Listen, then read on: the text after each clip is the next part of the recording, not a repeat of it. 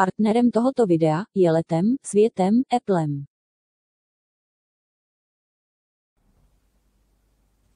Čau vás. Zdravím vás všechny při neděli. Napadlo mě představit vám další věc, minimálně pomocníka, který by vám třeba mohl ulehčit vaši práci, a to s činností, kterou provozuje takřka denně každý, a to je holení tváře. Takže dneska se podíváme na jeden z kousků od firmy Philips, na akumulátorový holící strojek Philips Aquatouch. Jdeme na to.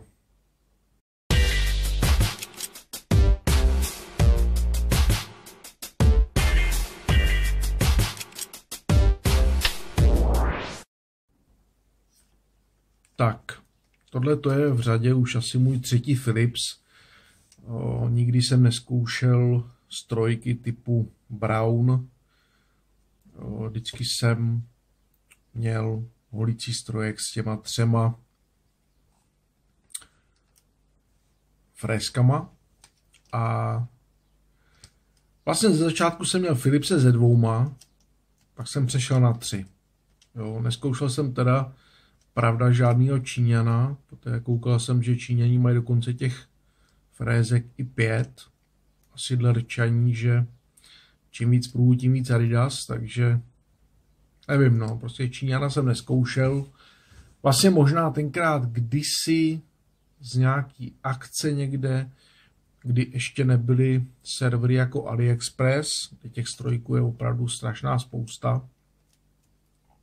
A to stálo prostě totálně za prd, ten strojek, úplně za prd. No. A tak jsem vždycky zastával názor, že na kvalitní holení prostě patří kvalitní strojek. A pak jsem si koupil teda Philipse se 3 hlavama. Ty hlavy, samozřejmě měl jsem ho, já nevím, 5 let. Prostě už to bylo otupený, občas už to tahalo. Tak říkám, kurník, tyjo, že ona ta hlava stojí někde snad 11 nebo 13 stovek, ten originál od toho Philipsu. Já schválně se zkusím podívat na Čínu, třeba to tam mají levnějc. No a koupil jsem celou tu hlavu, no, takže ji padala zhruba prostě podobně. Ještě jsem si liboval, jak jsem na to vyzrál, že to stálo prostě pár 100 korun, asi 200 nebo 300. Na druhou stranu jsem tomu až tak příliš nevěřil. No, ten efekt byl jednoduše strašný.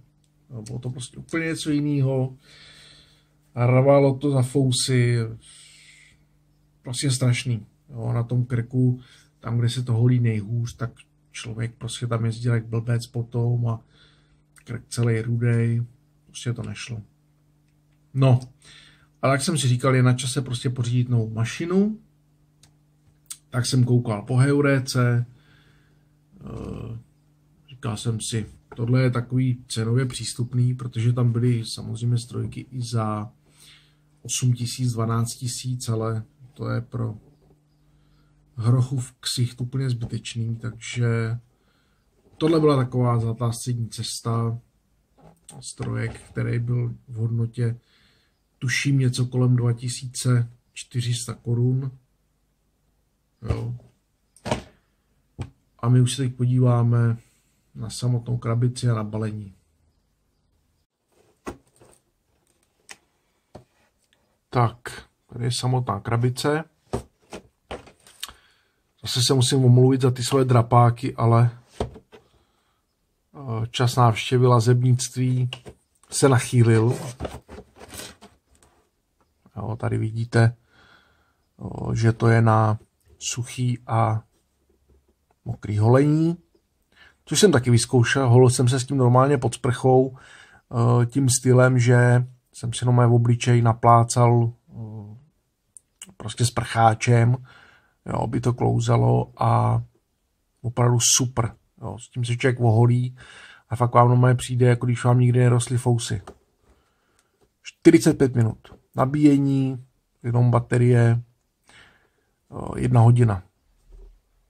Nebo 45 minut chodu, 1 hodina zhruba nabíjení. Což můžu potvrdit.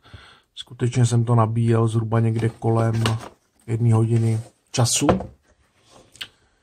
No, pak je tady uvedeno systém břitu Multi-Precision. Břity se zdvihnou a rychle oholí dlouhé i krátké chloupky. Jo, něco na tom asi bude, protože fakt jsem se divil, jak prostě od strojku, který jsem měl předtím, zase s těma 3 břitama, jak to může být prostě takový posun, jo, že to oholení je mnohem rychlejší, mnohem snazší. Jsem říkal, to je fakt super. Hlavy flex s otáčením v 5 směrech. Hlavy se otáčí v 5 směrech pro rychlé a hladké holení. Takže můžu rozhodně jenom potvrdit. No a nechybí zastřihovač. Když se podíváme dovnitř. Uvnitř toho až tolik nebylo, nebo čeho bylo nejvíc, to bylo samozřejmě asi čtení, různý prostě, abych se přiznal, nečetl jsem z toho nic. No.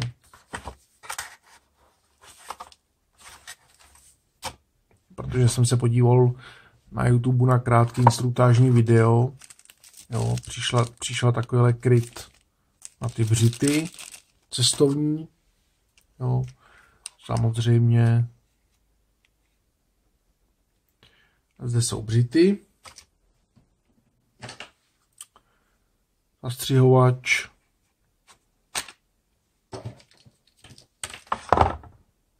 nabíječka. U toho předchozího strojku jsem to měl tak, že jsem ho musel vkládat do jakýsiho stojanu, takže ono to bylo takový docela krkolomný. Dneska už prostě dáte jenom kabel a může to ležet, kde to chce. Tak samotný strojek.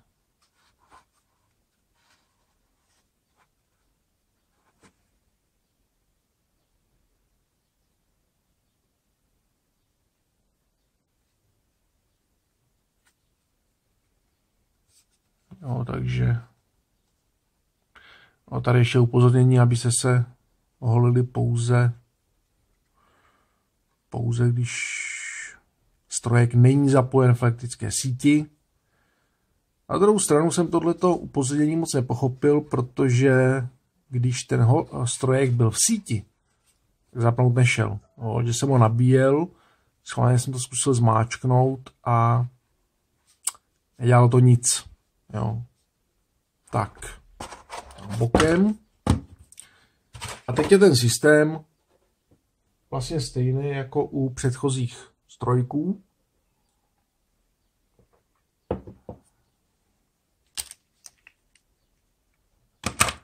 Jo, já co by handicapovaný si takhle položím. Mrknu, kde je ten zářez.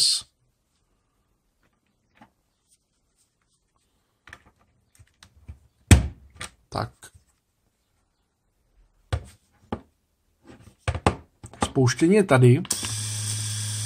Ze začátku jsem byl takový trošku zmatený. Nebo zmatený. Často jsem to mačkal. Jo, když jsem se prostě holil, tak jsem to zmáčknul. A poté, co strojek vypnete, no, tak tady bliká indikátor kohoutku. Instruktáž byla taková, že máte normálně z vrchu přímo do těch břitů pustit proud vody, aby se vyčistili. A potom tady máte tlačítko, který zmáčknete, strojek se otevře a to samý ještě prostě zde. Jo. Takže normálně tam proudem vody strojek vymejt a nechat usušit.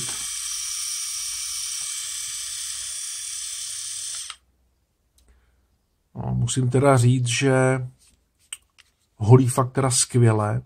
No, na to, že to není vrcholný model, tak opravdu skvělý.